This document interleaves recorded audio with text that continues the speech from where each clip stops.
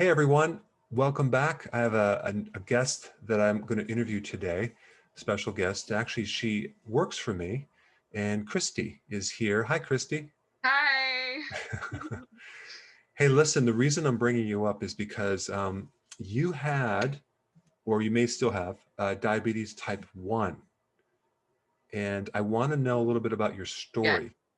So tell us about your Okay. story. Okay. So I led a normal life most of my life, up until my second child. My daughter, during that pregnancy, I was diagnosed with gestational diabetes, Mm. and I was immediately put on insulin because managing it was very difficult with diet. It was unmanageable with diet. So they put me on insulin very quickly. And then they gave me the typical, reduce your carbs, but I was still recommended to eat like 20 to 30 grams of carbs a meal. So that really wasn't working. I was using a lot of insulin. And then I had my daughter Tegan, and they just assumed I went back to normal. And of course, like I wanted to go back to normal. So I just said, okay, I'm normal. And I went back to doing everything that I was doing before, stopped the medication and stuff. And then about a year after I had her, I started to notice symptoms like I was losing a lot of weight.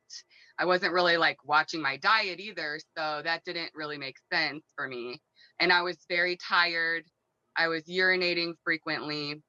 So I just decided one day to check my blood sugars because I had the stuff from when I was pregnant. And when I checked, I was like 450 or something like crazy. Oh my So gosh. I immediately knew I was a diabetic. And I just assumed that I was a type 2 because I didn't know anything about diabetes. So when I went to the doctor, they also assumed that because my mom and my dad and in my family. So that's what they diagnosed me with was type 2 diabetes. And they gave me metformin and told me to lower my diet, which I did. I was very strict, low carb, the way I thought I should be doing it. And nothing was, I was still high. And then, fast forward a couple months, we go off the grid. So we're traveling in our RV. It's very hard to keep fresh fruits and vegetables. So I kind of just started not caring.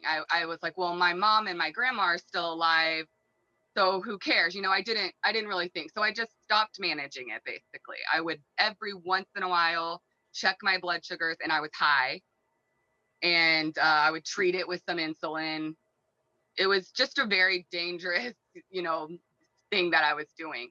And then we settled down in Missouri, and I started noticing like the frequent urination. The I was always tired.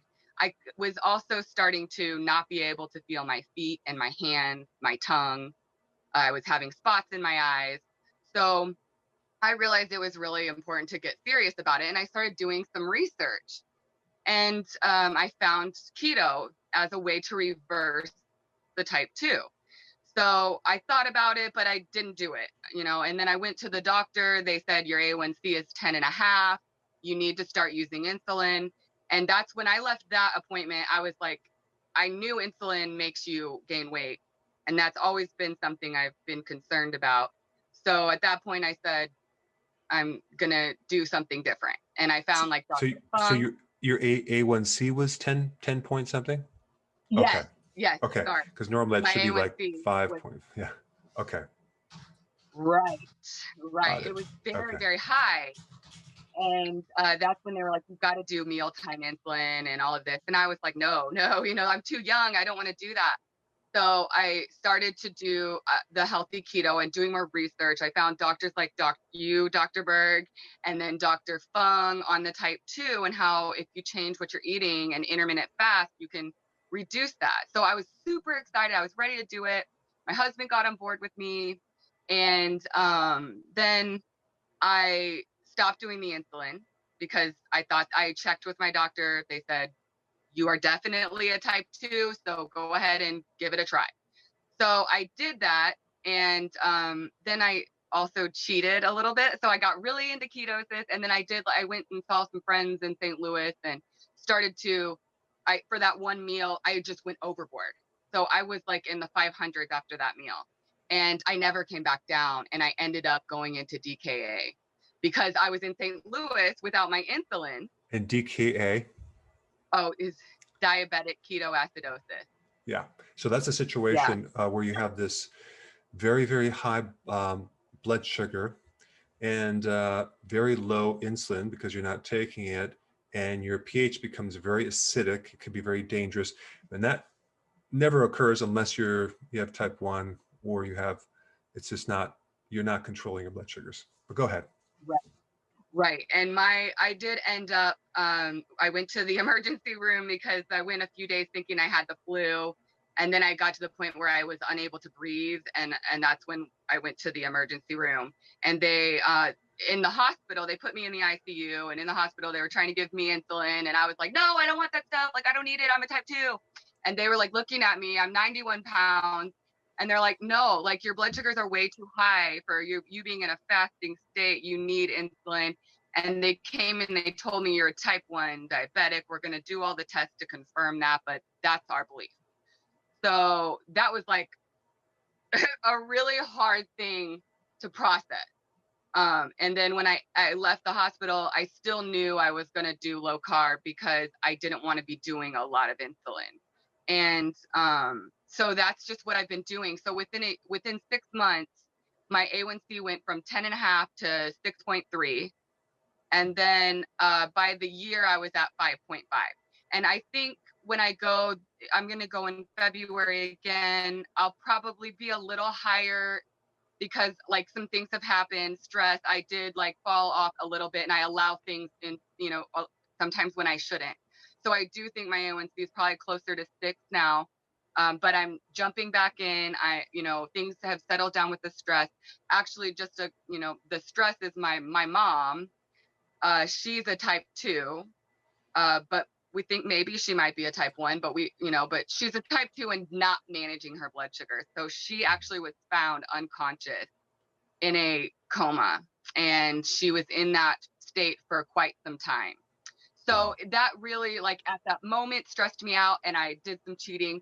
But now it's kind of really like seeing her recovery, how slow it is.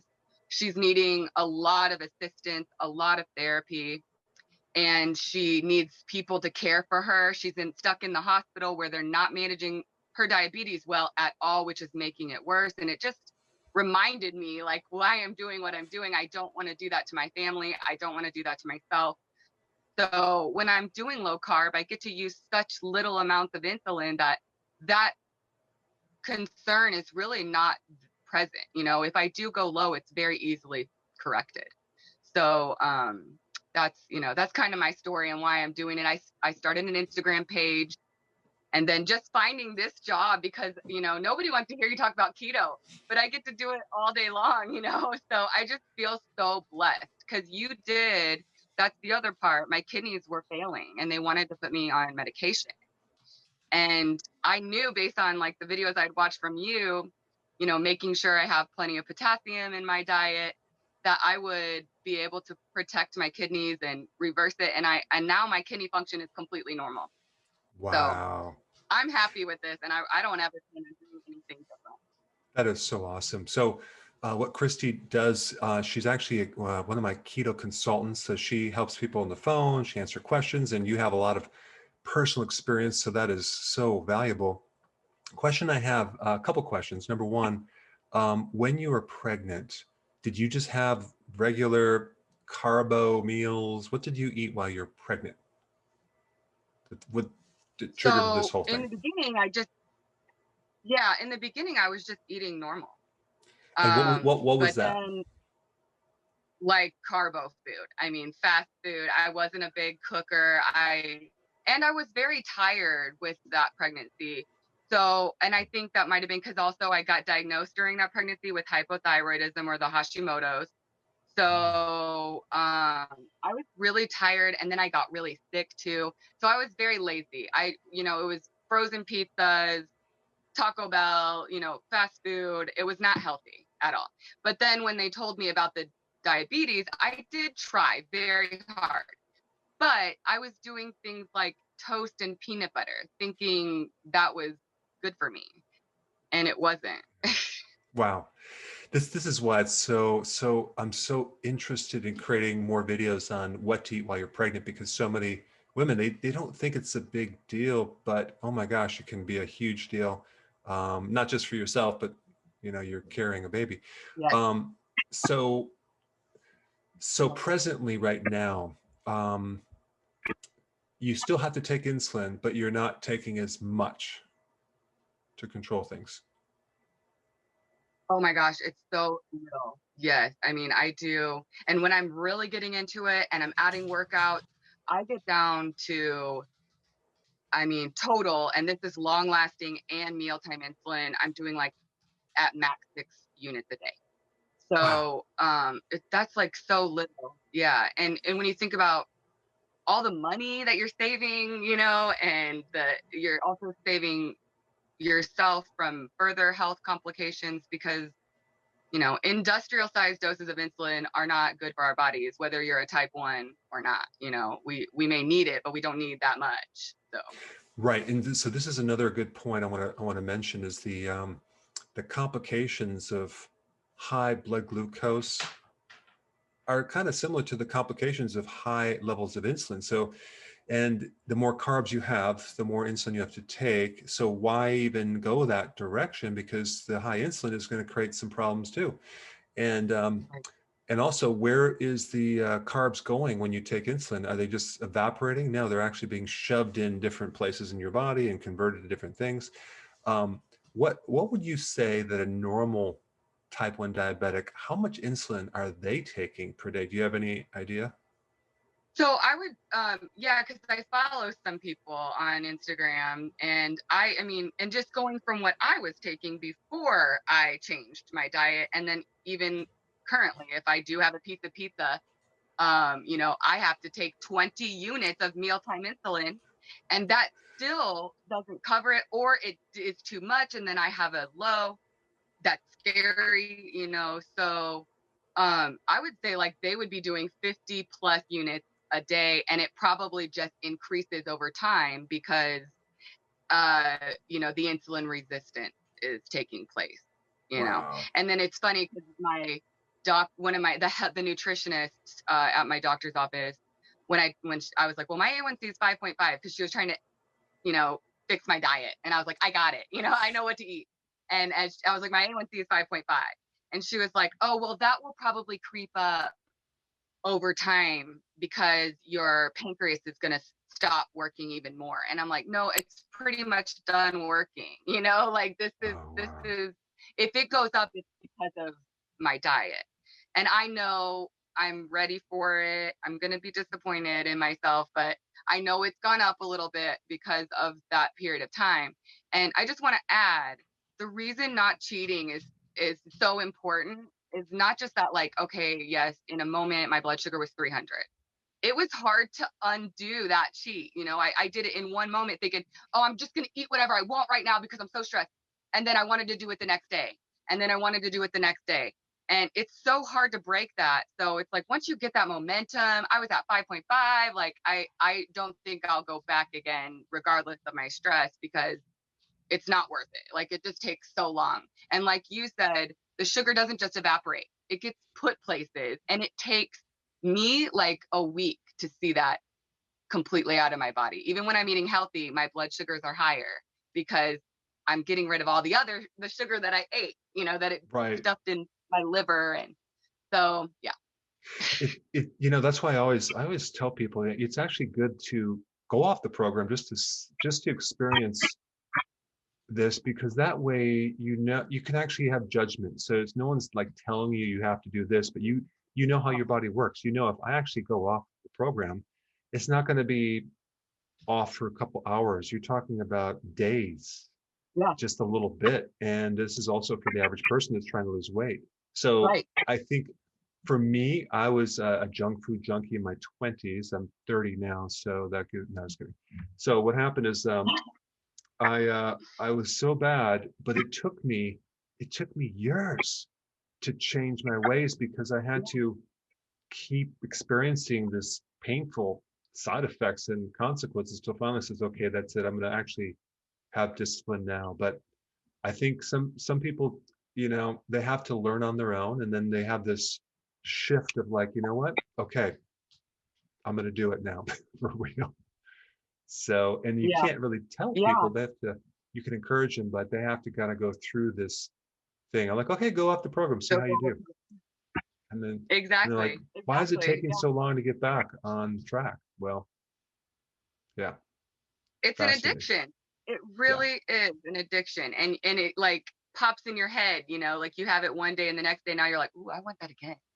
yeah, And I want it again, you know, and it really is. It's a addiction. So I think like just seeing everything that's going on with my mom, like firsthand, I've heard people experience that, but dealing with it myself and seeing how frustrating it is, right? When I was in DKA, I had the ability to tell them what I wanted, but she can't, you know, she's mm, unable to communicate how to manage her diabetes. Not that she was doing it great, you know, obviously, right. but you know, now that I'm involved, I'm going to try to help her, and I just feel like I got there too late, but this is where we are, and it really has opened my eyes to say, okay, the cheats are not good anymore. Like I'm done. I don't want to do it anymore. I don't. And I've been feeling great. So Wow. I'm seeing the course. So I'm curious. When I broke my elbow, Mm. demolished it, shattered it, I had to go to the hospital to get surgery. So I get in there, and then I'm like, wait a second, I didn't bring my food with me, Right. and of course I wake up and they have crackers, Jello, pudding, and I'm Mm-hmm. asking for some protein or Mm-hmm. something, and they're like looking at me strange. Now I'm curious, if you're a diabetic and you're in the hospital, is there any shift of anything other than the same thing? It's so bad, Dr. Berg, okay? Because for the diabetic diet, right? They knew I was a diabetic. They brought me biscuits and gravy. And I said to the guy when he was handing it to me, I said, "This is not low carb." And I was like, "I just want eggs with cheese and bacon. Like that's all I want. I don't want the biscuits and the gravy." And he's like, "Oh, well, the biscuits, see, and they're only 3 grams of carb." I was like, "What world are you living in right now?" You know, like, no, just I don't know who typed this sticker up, but no, I'm gonna tell you right now, doctor, or like this is not 3 grams of carbs. This is like 50 or 60 grams of carbs, and it's gonna spike me. I'm not eating it. And I had to tell them. But see, with my mom, she was unconscious. They were just giving her this feeding tube, which you know that stuff is terrible. And then when she did start eating, they were giving her pancakes, spaghetti, toast, bagels. And no matter what I said to them on the phone, they just kept doing it. And she ended up with serious lows in the hospital, going low in the hospital care. How is that even possible? And I know Unbelievable. because they're also dosing her after her meal. So they're chasing the high, which is very dangerous because the blood sugar will lower on its own, you know, after it raises. So it's just it seems so contradictory. You're supposed to be there and they're supposed to care for you. And you can't trust that anymore. You have to be able to advocate for yourself. Incredible. So anyway, I wanted to just say one last thing. And for those of you that are watching, you definitely need to, we can actually give you the right eating plan. I'll put a link down below. And so this is what I wanted to tell people. I stumbled on your blog, which is a fascinating blog. It's actually it's called Off the Grid What? Off the grid street. And so you basically, you do videos of like, you guys are living, I guess it's a farm, isn't it? Well, we're trying to start it, you know, we're trying. It's very slow going. Again, this job has been such a blessing for our family because I don't have to leave the home to do my job. So that's helping a lot with the progress. So right now we're focusing on building our tiny house. We will get some more chickens and we do want our own farm. We want to be able to make our own food and be self-sustainable. That's our goal. So it's been slow going. Sometimes it gets a little, defeating. So, but we're still pushing forward. And I'm so excited that you saw our video. That's so cool. Oh yeah, I was watching all sorts of videos. So for those of you that are watching, I want you to go to her blog right now. I'll put a link down below and subscribe because it's actually pretty cool. Very, very Thank cool. you. Thank you. Awesome. Well, thanks so much for spending the time. And I think you probably have to get back to work, right? Yeah. I got the phone call. Okay, great. Awesome.